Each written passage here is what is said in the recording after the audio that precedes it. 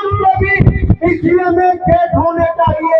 इस बात की लड़ाई आप लोगों को भी लड़नी चाहिए।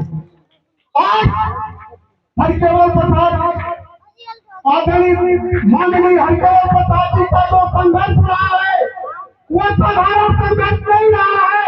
राम नरेश कुशवाहा जी का जो संघर्ष रहा है वह साधारण संघर्ष नहीं रहा है। जो 1940 में पैदा होता है और 1956 में काफी विश्वास मंदिर में दर्शकों के प्रवेश को लेकर नेतृत्व करता है, उस आदमी का नाम माननीय हरिकेवल प्रसाद होता है।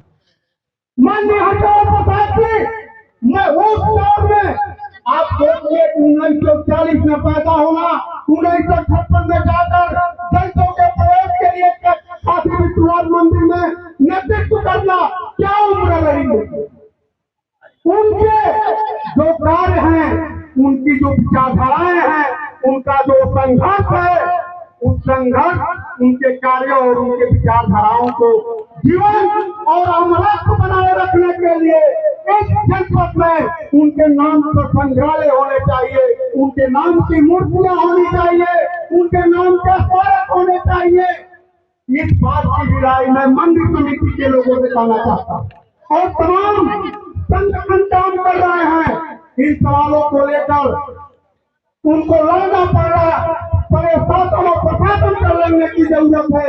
मेरे साथियों, हरिकेवल प्रसाद जी साधारण परिवार में पैदा होकर आज तो ये पूरा वातावरण बना हुआ है कि पैसे वाले लोग भी विधायक को कर सकते हैं। उस दौर में मैं उनको याद इसलिए रखना चाहता हूँ कि जब हरिकेवल प्रसाद जी को आप पढ़ेंगे, माननीय राम नरेश कुशवाहा जी को जब आप पढ़ेंगे, जब जानने का प्रयास करेंगे तो यह पता चलेगा कि संघर्षों के बल पर जनता की आवाज बुलंद करके आप भी उस ऊंचाई को प्राप्त कर सकते हैं। ऐसे दौर में जो ये पैसे वाले लोगों ने जो ये वातावरण खड़ा करके रखा है, उस वातावरण का जवाब होता है माननीय हरिकेवल प्रसाद जी, माननीय राम नरेश। मेरे साथियों, मैं इन्हीं चंद बातों के साथ मैं आज अपील करना चाहता हूं कि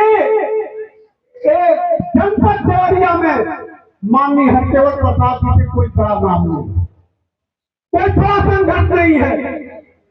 मजदूर टूलिंग यूनियन से लेकर रोडवेज मजदूर सभा के लिए काम करना, किसान मजदूर कल्याण समिति के लिए काम करना, मैं इसलिए उनको धन्यवाद देना चाहता हूं कि हमको लगता है कि ये दोनों महापुरुष जब काम कर रहे थे तो उनको यह कतई अपेक्षा नहीं थी कि मैं विधायक और सांसद बनने के लिए काम, वो समाज के हित के लिए काम कर रहे थे, वंचित और शोषित समाज की आवाज बनकर काम कर रहे थे, सामंतवाद के साथ टकरा रहे थे, जर्जराता हुआ उस दौर में सामंतवाद था। तो आज समय आया और वो लोग इस देश के सदन, उच्च सदन में एक बार नहीं 4-4 बार जाने का अवसर माननीय हरिकेवल प्रसाद जी को मिला, 2-2 बार विधायक बनने का अवसर मिला। माननीय राम नरेश जी को उच्च सदन और लोकसभा में जाने का एक बार अवसर मिला।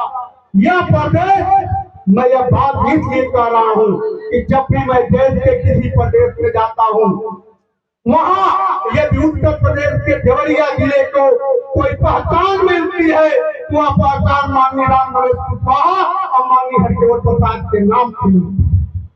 मेरे साथियों, इन्हीं बातों के साथ मैं ये कहना चाहता हूँ कि आप माननीय हरिकेवल प्रसाद कुशवाहा और माननीय राम नरेश कुशवाहा के विचारों और कार्यों को जीवंत और अमृत रखने के लिए भी शासन प्रशासन से इकट्ठा होकर लड़ाई लड़ने की जरूरत है। उतना बड़ा नाम किसी का इस जनपद में नहीं है और इतना बड़ा संघर्ष किसी का नहीं है। हो सकता है किसी कारण, तमाम कारण होते हैं समाज में, उस कारण हमारे महापुरुष महानायकों का नाम दबता जा रहा है।